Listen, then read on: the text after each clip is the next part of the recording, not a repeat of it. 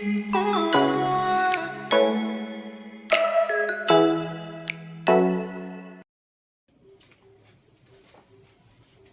नमः। संस्कृत ज्ञान शिक्षा में आप सभी का हार्दिक अभिनंदन है। प्यारे दोस्तों, प्यारे विद्यार्थियों, मैं फिर से आपके लिए प्रत्येक क्लास लेकर के आया हूँ। मुझे आशा है कि आप सभी ठीक होंगे और आपकी जो तैयारी है बहुत अच्छी तरीके से चल रही होगी। समय आपके बहुत कम है रेट में, तो आप कंटिन्यू तैयारी करते रहें। आज हम प्रत्येक क्लास है और ये प्रत्येक क्लास हमारी थर्ड है। आज विद्यार्थियों हम पढ़ेंगे तुमुन प्रत्यय। क्या पढ़ेंगे? तुमुन प्रत्यय। तुमुन प्रत्यय का प्रयोग मैंने आपको बताया था कि तुमुन प्रत्यय का जो प्रयोग होता है वो केलिए अर्थ में प्रयोग होता है। किसमें होता है? केलिए अर्थ में प्रयोग होता है। यानी तुमुन प्रत्यय से बने हुए जो शब्द होते हैं वो क्या कहलाते हैं? अव्यय कहलाते हैं। तुमुन प्रत्यय से बने और तुमुन प्रत्यय का क्या शेष रहता है? तुम शेष रहता है। ये हम अच्छी तरीके से इसमें देखेंगे। यहाँ विद्यार्थियों आपको पता है दोस्तों कि तुमुन प्रत्यय है।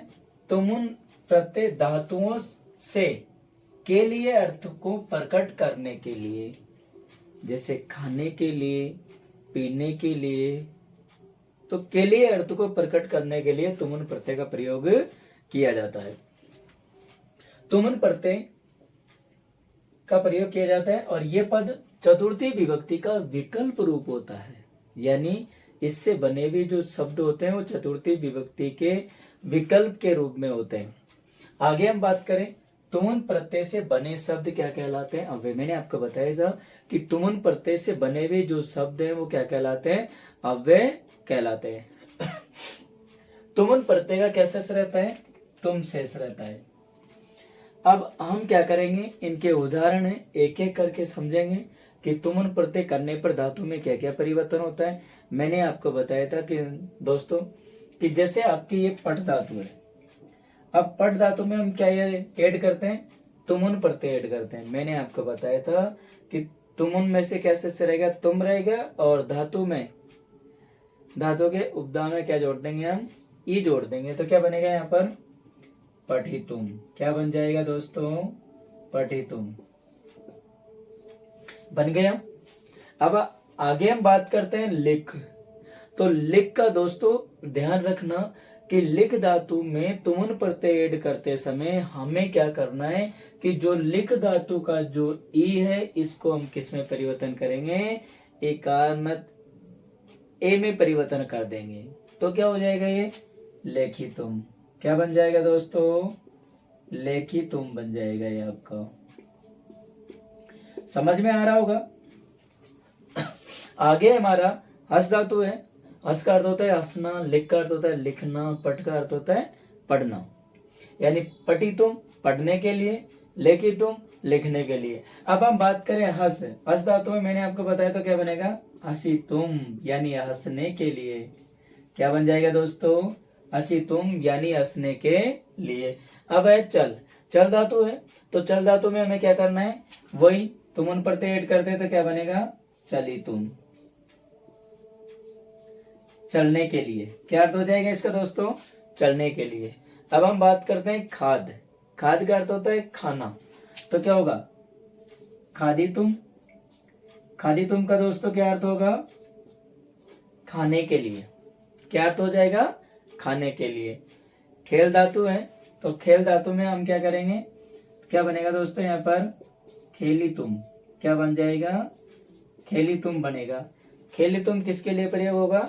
खेलने के लिए। यानी खेल धातु भी होती है।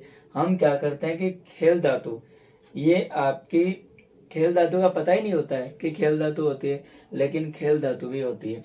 अब है कीट धातु। तो कीट का अर्थ होता है खेलना। दोनों का अर्थ सेम होता है। तो इसका क्या बनेगा दोस्तों? क्रीडितुम। खेलने के लिए। आगे यदि हम बात करें दोस्तों, यहां हम देखें तो यहाँ क्या होगा? धाव धातु है। धाव धातु, धाव का अर्थ होता है दौड़ना। तो क्या हो जाएगा? धावितुम। दौड़ने के लिए। क्या अर्थ हो जाएगा दोस्तों? धावितुम यानी दौड़ने के लिए। रक्ष धातु है। रक्ष धातु किसके अर्थ में होती है? रक्षा करने के अर्थ में। किसके अर्थ में होगी? रक्षा करने के अर्थ में। तो रक्ष धातु से तुमुल प्रत्यय ऐड करते हैं तो क्या बनता है दोस्तों, रक्षितुम, यानी रक्षा करने के लिए। क्या बन जाएगा, रक्षितुम, रक्षा करने के लिए। दृश्य धातु है, दृश्य का अर्थ होता है देखने अर्थ में। इसके रूप भी चलते हैं, पश्यति, पश्यते, पश्यन्ति, पश्यसि, पश्यते, पश्यते, पश्यामि, पश्यावै, पश्यामि, लट लकार, इस प्रकार से। लेकिन यहाँ जो प्रत्यय जोड़े जाते हैं वो मूल धातु के अंदर जोड़े जाते हैं, तो क्या बनेगा आपका दोस्तों, द्रष्टुम। क्या बन जाएगा, द्रष्टुम बन जाएगा। अब हम क्या करेंगे, पा धातु है, तो पा धातु पीने अर्थ में होती है। इसके रूप चलते हैं, पिबती, पिबत, पिबंती, पिबसी, पिबत, पिबत, पिबामी, पिबाओ, पिबाम, इस तरीके से रूप चलते हैं इसके। तो यहाँ क्या बन जाएगा आपका, पातुम, यानी पीने के लिए। क्री धातु है, क्री का अर्थ होता है करने अर्थ में। क्या अर्थ होगा, करने अर्थ में। तो यहाँ क्या बनेगा आपका, कर्तुम। री को क्या हो जाएगा, र हो जाएगा, तो क्या बन जाएगा आपका, कर्तुम हो जाएगा। क्या बन जाएगा दोस्तों, कर्तुम बन जाएगा। गम धातु है, गम का अर्थ होता है जाना, आगम का अर्थ होता है आना। गम धातु के जो रूप चलते हैं गच्छ के रूप में चलते हैं, गच्छति, गच्छत, गच्छन्ति, गच्छसि, गच्छत, गच्छत, गच्छामि, गच्छाओ, गच्छाम, यानी इस तरीके से रूप चलते हैं इसके।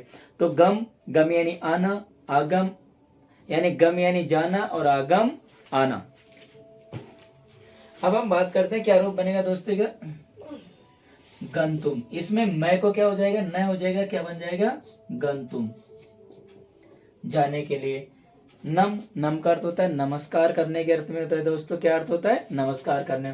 तो इसमें भी क्या होगा, मैं को न हो जाएगा, क्या बनेगा, नंतुम, नमस्कार करने के लिए। दोस्तों ये आज हमने तुमुन प्रत्यय पढ़ा है, और मैं आशा करता हूं आप सभी के समझ में आया होगा। दोस्तों उदाहरण है, उदाहरण बहुत सारे उदाहरण होते हैं, लेकिन हमें क्या करना है, इसका जो नियम है, नियम हमें याद रखना है। यदि नियम हमें याद है, हमारे कॉन्सेप्ट क्लियर है, तो हम हमारे सामने कहीं से भी कोई सा भी शब्द आ जाए, हम आराम से उसमें प्रत्यय बता सकते हैं।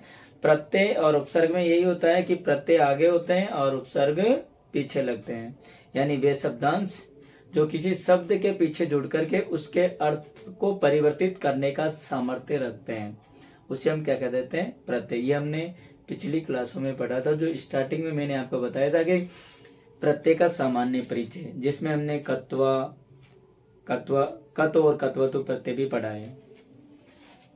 अब आप दोस्तों इसका स्क्रीनशॉट ले लीजिए।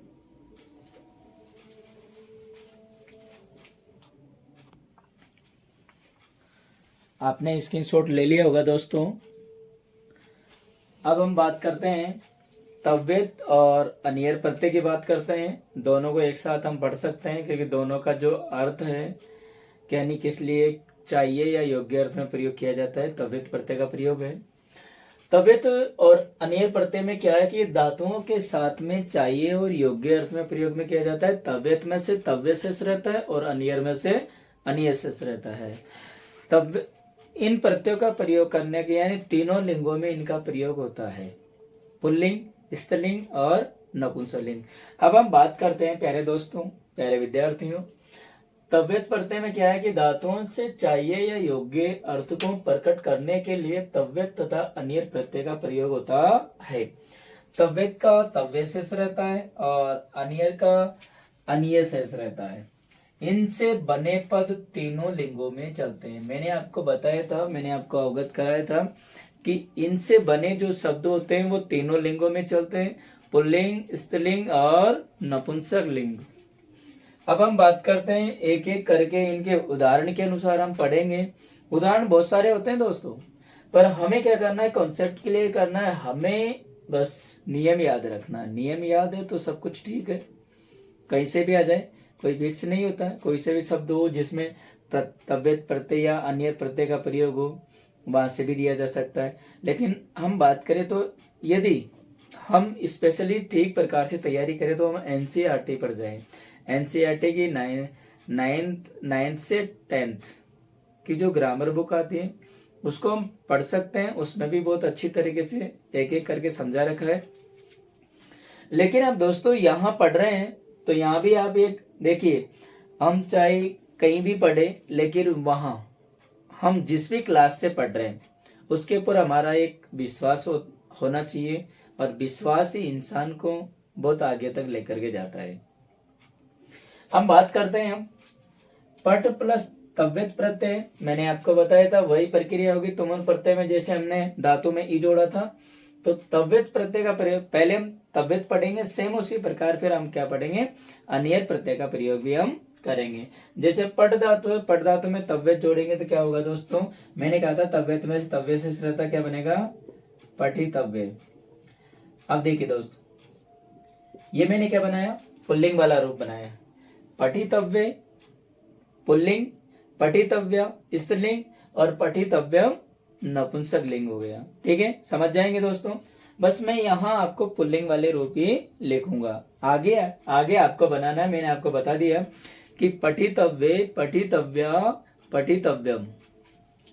आगे जैसे लिख धातु है तो क्या बनेगा दोस्तों, लेखितव्य, लेखितव्य होगा। सेम इसी प्रकार क्या हो जाएगा, लेखितव्य, लेखितव्या, लेखितव्यम, यानी लिखना चाहिए या लिखने योग्य है। तो योग्य और चाहिए के अर्थ में प्रयोग में किया जाता है। जैसे हस धातु है तो क्या बनेगा, हसितव्य, हंसना चाहिए या हंसने योग्य है।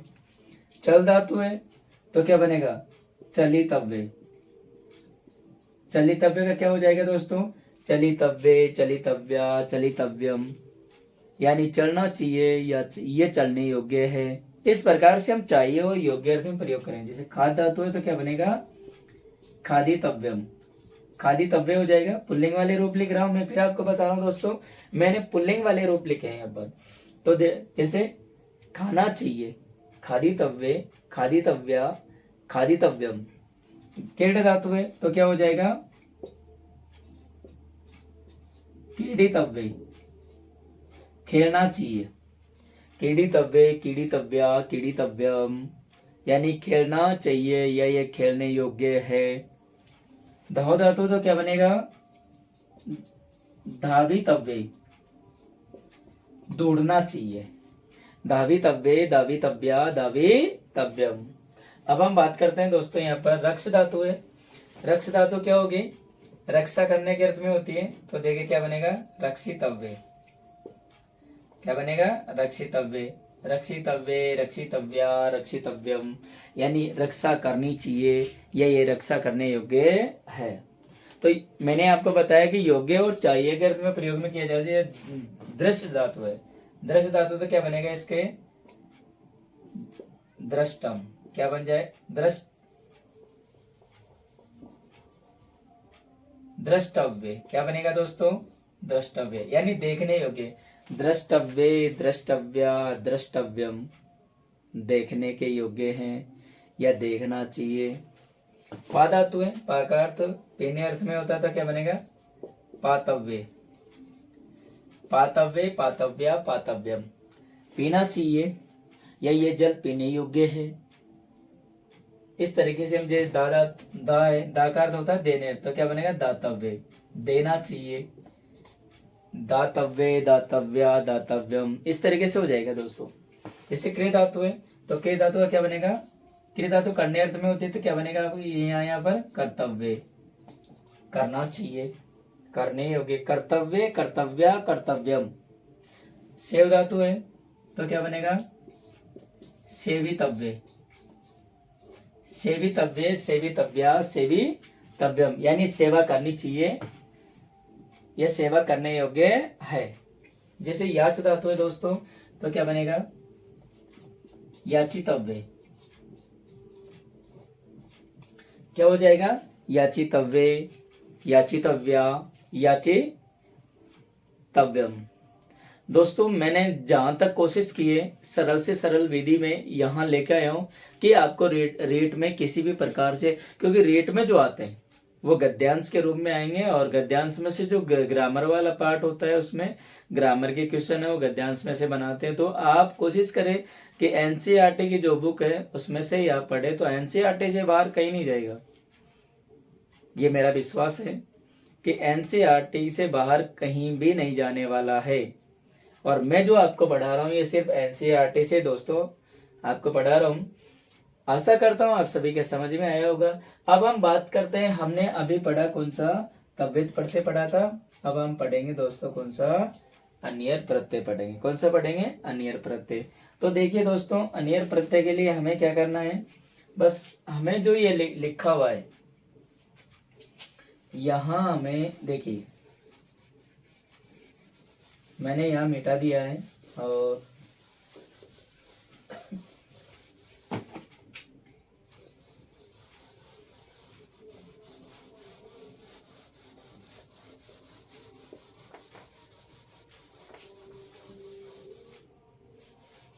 यहाँ देखिए दोस्तों, हम बात करते हैं अनियर प्रत्यय की बात करते हैं। कौन सी बात करते हैं, अनियर प्रत्यय की बात करते हैं।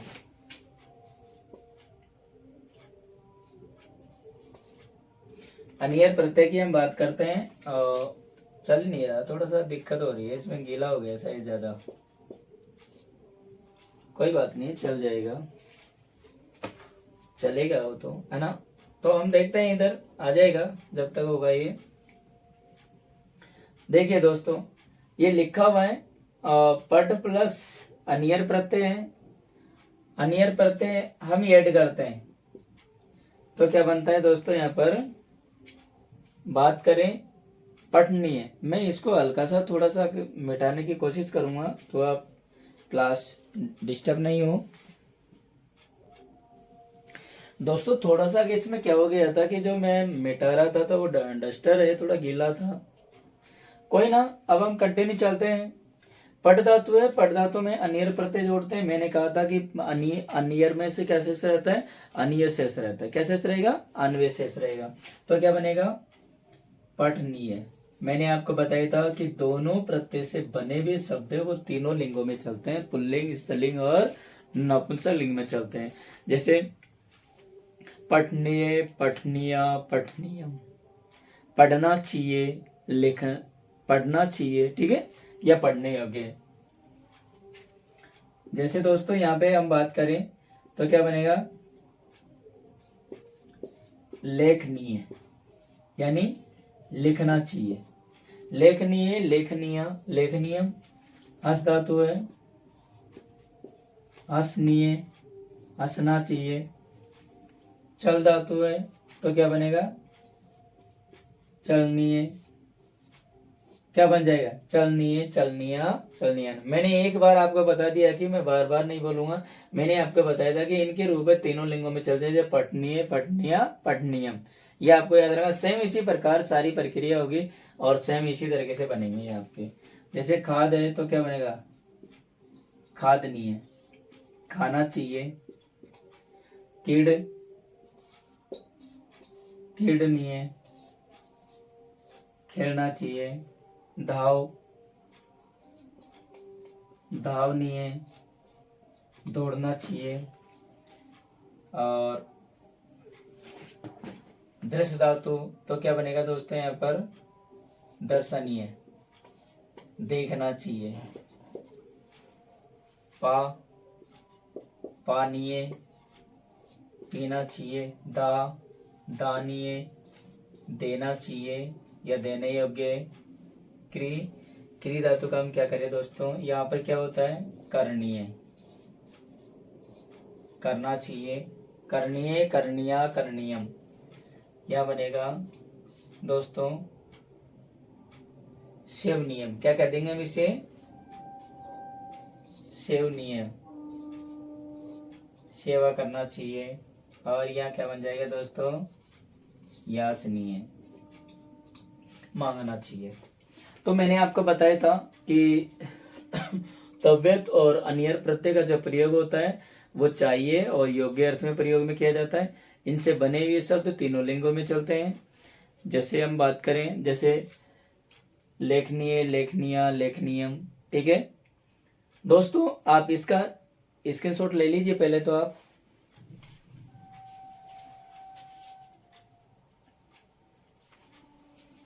ले लिया होगा दोस्तों आपने। मैं आशा करता हूं दोस्तों आपके समझ में आया होगा। और क्लासे कंटिन्यू आएगी, कोई दिक्कत नहीं है। कभी कभी क्या होता है कि टाइम की वजह से भी हो जाता है, कभी ना कभी घरेलू इशू भी आ जाते हैं, इस वजह से नहीं दे पाता हूँ क्लासे में। लेकिन मैं कोशिश करूँगा कि क्लासे आपके लिए कंटिन्यू आएगी। आप पढ़ते रहें और ज़्यादा से ज़्यादा मेरी क्लासों को शेयर करें, लाइक करें, और इस तरीके से आप करते रहेंगे। अपने दोस्त हैं, अपने मित्रगण हैं, उनको भी शेयर करें कि वो भी पढ़ सके अच्छी तरीके से। क्योंकि मैंने आपको बता दिया कि मेरे जो मैं पढ़ा रहा हूँ आपको, तो संस्कृत में जो आपके 30 क्वेश्चन है, तो 30 में से 30 आप आराम से कर सकते हैं, किसी प्रकार की कोई दिक्कत नहीं आएगी। लेकिन दोस्तों, जहां विश्वास होता है हमें, क्योंकि विश्वास पे इंसान चलता है, जहां विश्वास है वहां किसी प्रकार की कोई दिक्कत नहीं है। दोस्तों, हम मिलेंगे, इसके लिए जयतु भारतम जयतु संस्कृतम, वही अगली क्लास में हम मिलेंगे, अगले वीडियो में, अगली क्लास में। तब तक के लिए जयतु भारतम जयतु संस्कृतम।